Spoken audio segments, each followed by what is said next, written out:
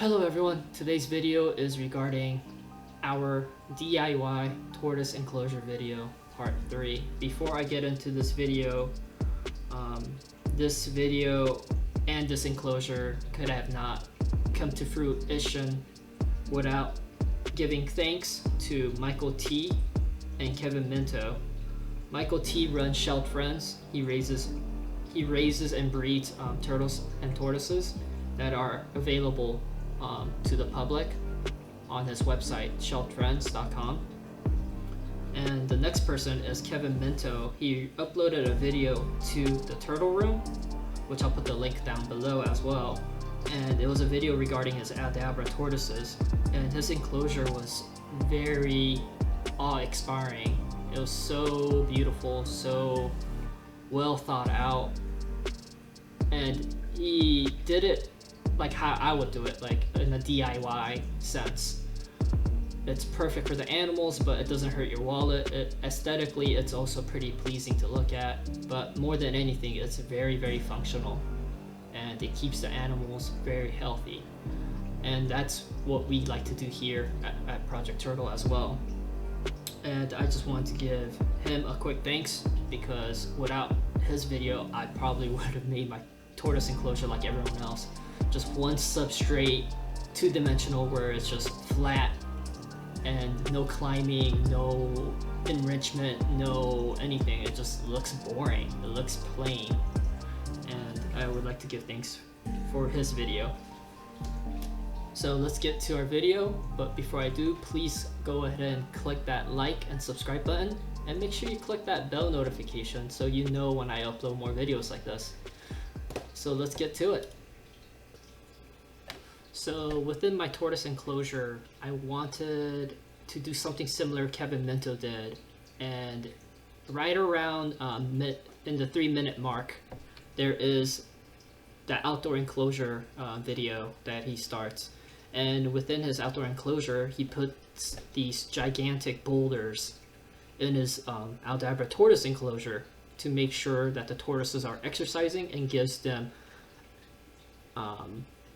it essentially forces the animals to climb over these boulders every single day to get a drink of water and go back to where the food and hide is.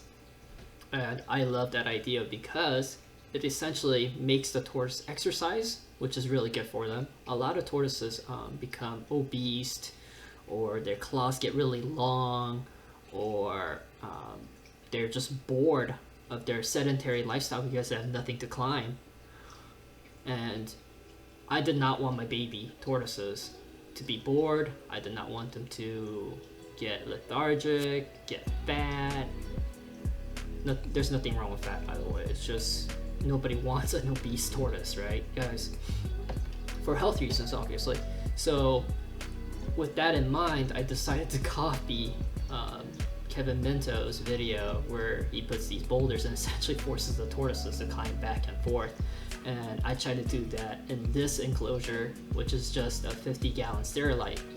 And you can see I got a bunch of cocoa fibers and build up the middle section, and I got these white quartz rock that I got from my previous video where I went rock hunting, and I placed them in my enclosure and make sure that the rocks could not shift, and I made sure that there wasn't too much of a steep drop off, because these are baby tortoises. I don't want them to flip or fall so hard or so far that they would injure themselves. And a lot of tortoises, if you have too much of a flat surface in your enclosure, they can't actually flip back over sometimes, and that actually kill your baby tortoise. It's pretty rare, but it can happen. And that's also from not exercising their muscles like a normal tortoise would, like let's say in the wild or in an enriching environment such as Kevin Minto's video or mine. So with that in mind, forcing your baby tortoise or older tortoise to exercise will essentially help them in the long run from flipping over and not being able to flip back over and dying, essentially. So with that in mind, I was like, this is a triple death threat type of a Stop it. Get some help. environment. You know, it crosses off all three on my list. It's enriching. It forces them to exercise. It makes them stronger. So when they do flip over, that they're used to flipping over because they're climbing and being a tortoise, and they can flip back over on their own instead of, let's say, stuck and dying, which is not what everyone wants. And also, I think it just looks really cool, and this only took me, I don't know, 3-4 minutes to do, honestly.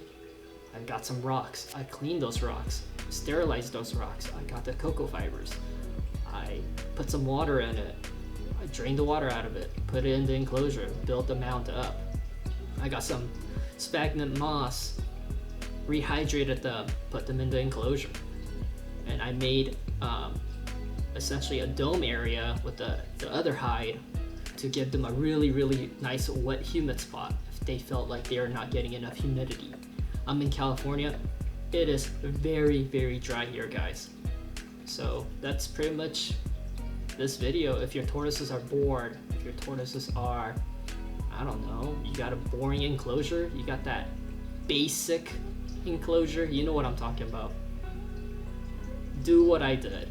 Do what Kevin Minto did. Give your tortoises the enriching environment that they need. And I plan to change up my environment every 2 months. That way the tortoises are like, ooh, new smells, new climbing rocks. Maybe I'll throw in some cork bark in there. New hides. Give them something to do other than just lay there, you know, in this box with one water bowl, one food bowl. That's just sad.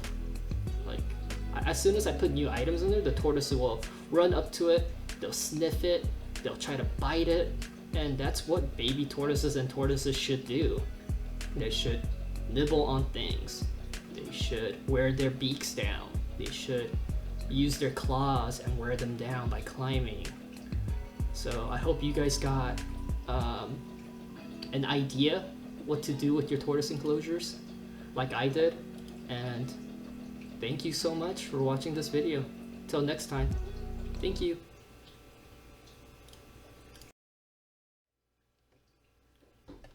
So here's a bonus clip for you guys.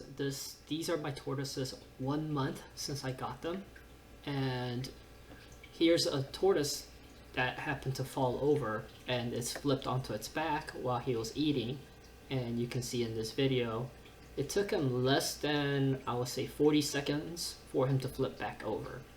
And that's because he's been using those accessory muscles, you know, all those climbing muscles where they have to put one foot over and be in an awkward situation, push themselves over, or why did you fall?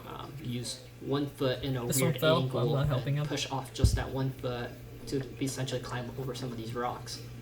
And the reason why I did not flip this turtle back is because what if I'm not home? I'm not gonna be there to babysit this turtle all day long. And of course I was gonna flip him back over if he took too long, because that's cruel. But as you can see, the baby tortoise flipped himself back over and was gonna go right back to the food pile. So it shows you that there is a method to, you know, this idea of letting your baby tortoises climb and essentially be a tortoise, you know. So thank you once again. Here's a bonus clip if you want to see it. It's how we got our tortoises from my good buddy Kyle, Tortoisespot, and I'll put his link down below. Just a quick 20 seconds if you want to watch it or not.